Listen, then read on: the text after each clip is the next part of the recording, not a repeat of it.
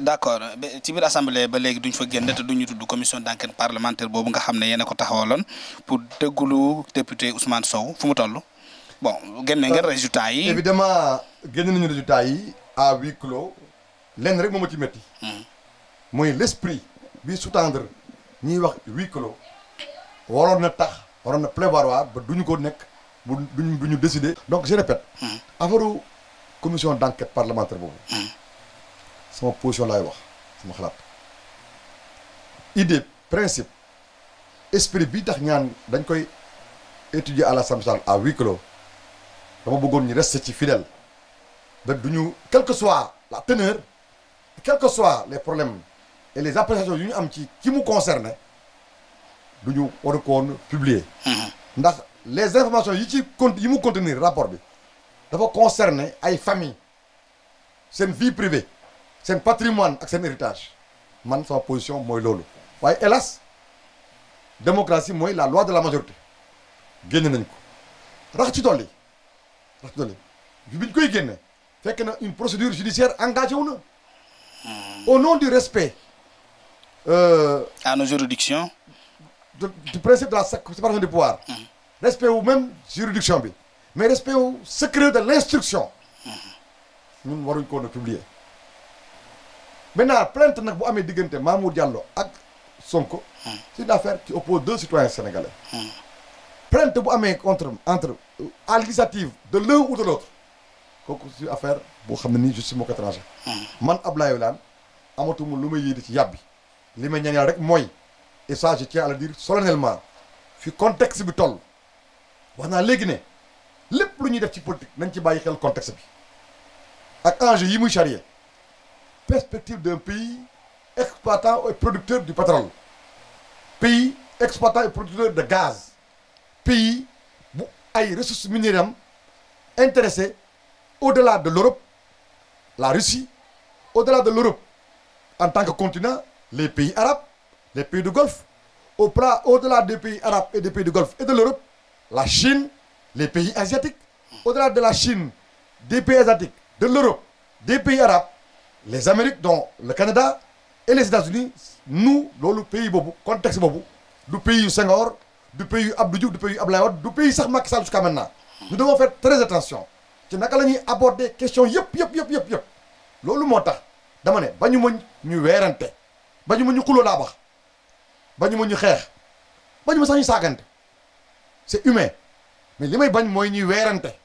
ndax su weerante amee su kenn sàggnoo muy góor muy jigéen ku sàgganu ku ne ñëpp sàgganu nañ loolu moo tax man en tant que Abdoulaye Wilane valeur yi ma xam idée yi nga xam ne ni moo def sama choix ak ni ma gisee situation réew mi ma ne nañu def attention nañu xool léegi débat yi lan la mbir mi du lu la neex rek nga wax ko dans la presse même dans d'autres pays léegi bu njëkk c'est les médias nationaux ñoo doon gérer débat bi en wolof en pulaar en séeréer en mandinka en français mais léegi les radios étrangères et les puissances étrangères am nañu des moyens de communication yoo xam ne nii mais pays yi leen moom entreprise yi leen gérer ñoo ëpp xaalis foofu sunu réew ñoo ëpp xaalis foofu promoteurs yi am moom les médias sénégalais. rawatina ñoo ngi fii fees fi dal la te léegi ñu ngi fi ñëw di wax en pulaar di wax en mandinka di wax en wolof di wax attention ñooñu waxuma la capter rek publicité bi ak xaalis publicité bi mais mën nañu façonner l'esprit sénégalais. Sénégal gii ñi ngi wax problème mu port du voile ñi ngi wax problème mu borom ñaari tur yi mais yaa ngi am ay bouquets yoo xam ne ñu ngi lay jox chaque jour des films pour les enfants yoo xam ne dañ ciy jàngale wala ci véhicule yoo xam ne ni c'est des projets de société qui tranchent avec nos valeurs et notre culture donc je veux que ñu def très très attention encore une fois plus en un mot comme en plusieurs le débat sur le pétrole le gaz y compris affaire Aliou Sall Petro-Tim ak yooyu ñun dama bëgg nit ñi wax ci ay beaucoup de circonspection beaucoup de retenue mais beaucoup de sens élevé de responsabilité. mooy toog bañ a taal réew mi loolu am na solo wute na véritablement ak li nga doon wax ci Sonko xale laak voilà ak yooyu am na solo ci lii la ñuy xaar député mais it nga. mais man su ma reproché Khalifa ak Sonko naan xale la parce que xel ak xam-xam xale dina ko am mag dina ko am. am na des hommes qui ont marqué l'histoire dans le monde ay xale la ñu woon le président Macky Sall il est devenu président à 51 ans. Ça veut dire qu'avant mu am 51 ans il a été premier ministre, il a été président national, il a été ministre de l'État, il a été directeur général. Abdou Diouf est devenu président à quel âge? Premier ministre à quel âge? 45 ans président de la République, 35 ans président de la République, premier ministre. Donc man xeebuma non man xeebuma xale yi te dama bëgg nit ñi xam ne xale yi màgg nañu. xale yi ñoo ànd ak jamono ñoo xam jamono yor jamono mag ñi nañ leen dimbale ba li leen def la différence en même temps continuer def la différence. parce que li ma bëgg mooy xale yi bu ñu wax ne maa dàq jàng kenn du ma jiitu bu ñu wax ne man maa am baay bu am xaalis kenn du ma jiitu nañu d'accord ne mën nañu nekk ci ginnaaw kenn et ça c'est valable pour tous les partis depuis les années 70 jàpp années 80 yi les grands partis les anciens partis muy And Jëf LD PIT PS dañoo déserter le champ de la formation politique et idéologique dañoo déserter di former xale yi nga xam ne ni ñoo gën a bëri mag ñi doon def politique loolu tax mag ñi yàgg ci nguuru yàgg ci kanam parti yi partis yooyu yëpp c'est des partis de d'octogénaires qui les dirigent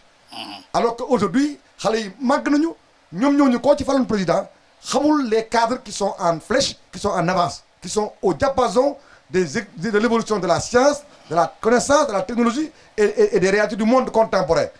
Donc il faut une solidarité intergénérationnelle pour gérer les problèmes. Donc encore une fois plus man je veux que bu ñuy wax ci politique que ce soit à l'Assemblée nationale lié par excellence du débat démocratique ou bien à travers le support médiatique que ñu am des débats sur des questions de projets de société sur des sujets sociétals waxtaan qui sommes-nous, quelle éducation faut donner à nos enfants pour en faire des Sénégalais que nous voulons avoir dans les années à venir. Voilà, par rapport aux défis sécuritaires, comment devons-nous aborder les choses par rapport à la perspective de pays pétroliers et gaziers, comment devons-nous aborder les questions. Voilà ce que je veux que moi am débat. Malheureusement nag benn lam do kandang ñun waa Parti socialiste ce qui nous caractérise c'est pas un positionnement sur fond de diplôme ou de ressources financières, c'est des débats d'idées. On nous a toujours raillé en disant c'est un parti qui chaque jour parle du monde rural, de la campagne agricole, un parti qui parle toujours de l'éducation, de la formation, un parti qui parle toujours de la santé. Mais les valeurs